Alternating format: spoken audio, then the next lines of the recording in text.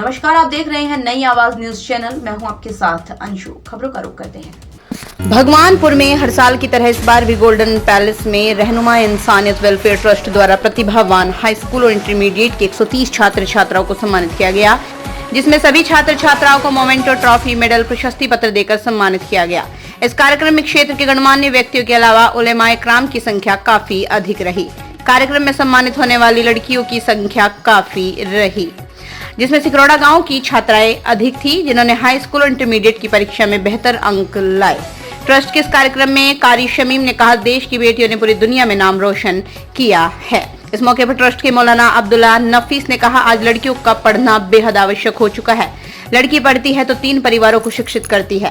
इस्लाम में दीनी और दुनियावी तालीम पर भी अधिक जोर दिया गया। हर शख्स को अपने बच्चों को मजहबी तालीम के साथ साथ दुनियावी तालीम भी दिलानी चाहिए। इस तरह के कार्यक्रम समय समय पर होते रहने चाहिए। उन्होंने कहा, मुस्लिम बेटियों ने भी शिक्षा के क्षेत्र में बेहतर कार्य किया है। इस मौके पर खंड शिक्षा अधिकारी नारसन मेराज अहमद ने कहा, शिक्षा एक ऐसा माध्यम है जिसे कोई छीन नहीं सकता।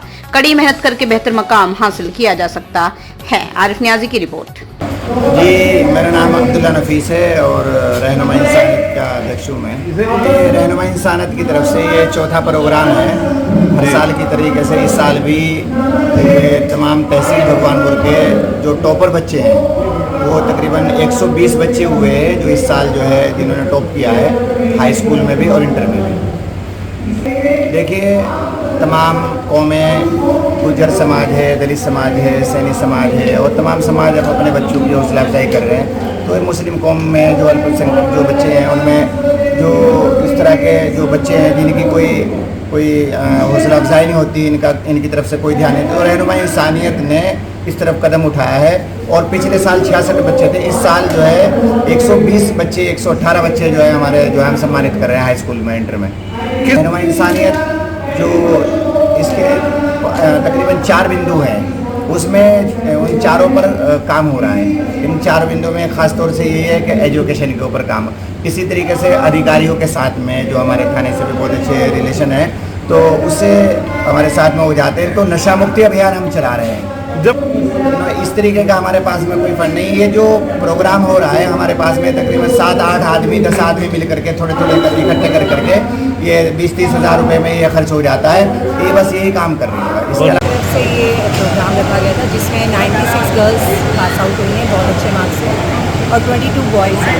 मेरा सभी पेरेंट्स से यही कहना है कि जितने भी पेरेंट्स हैं, जिस तरह से हम पहले ये अपील करते थे कि लड़कियों को पढ़ाओ, लड़कियां जितनी शिक्षित होंगी वो 2 घरों को अच्छा करेंगी, अपने घर को, एक जिस घर में शादी करके जाएंगी उसको।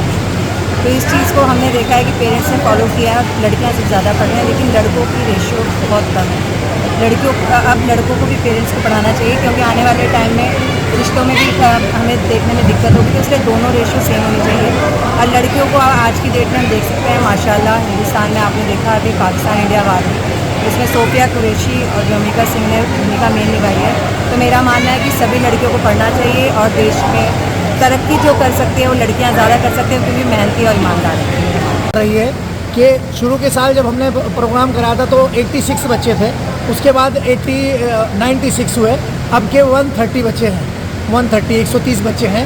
और ये इसलिए ही बढ़ रहे हैं, मेहनत कर रहे हैं कि उन बच्चों का हौसला अफजाई हर साल हो रहा है और सरकार भी इसमें लगातार हमारे साथ जो है कोशिश कर रही है और बच्चों को स्कॉलरशिप दे रही है। इसका मकसद सिर्फ खल की खिदमत है और यह है कि हम चाहते हैं कि बिना किसी लालच, बिना किसी लोच के हम आगे बढ़ते रहें और बच्चों को और क्षेत्र की जनता को आगे बढ़ाते रहें। हमारे अंदर कोई लालच, कोई भाव नहीं है, तो ट्रस्ट की कोई योजना नहीं है और ना ही सरकार से कोई मदद मिलती है ट्रस्ट को, बल्कि सिर्फ आप और हम ही मिलकर इसको काम को करते हैं। अगर सरकार हमें कोई योजना देना चाहती है तो हम नहीं ले रहे हैं, ना हमने ली है, लेकिन हाँ, वो बच्चों को सरकार दे, हम उसके लिए तैयार हैं। रहनुमा इंसानियत वेलफेयर ट्रस्ट की ओर से हुआ है। भगवानपुर तहसील के जो बच्चे फर्स्ट प्रथम स्थान प्राप्त किया है, कक्षा 10 और कक्षा 12 के बच्चों ने, उन बच्चों को हमने उनकी हौसला अफजाई के लिए मेडल और ट्रॉफी दी है, और इसलिए कि वो बच्चे आगे बढ़ें और अपने माँ बाप का, अपने क्षेत्र का, अपने देश का नाम रोशन करें, इसलिए हमने उनकी हौसला अफजाई के लिए ये ट्रॉफी बांटी है। कितने बच्चे? 30 बच्चों ने यहाँ पर पार्टिसिपेट की है, 130 बच्चों को हमने सम्मानित किया है। फिलहाल की खबरों में बस इतना ही। बाकी खबरों के लिए देखते रहिए नई आवाज न्यूज चैनल।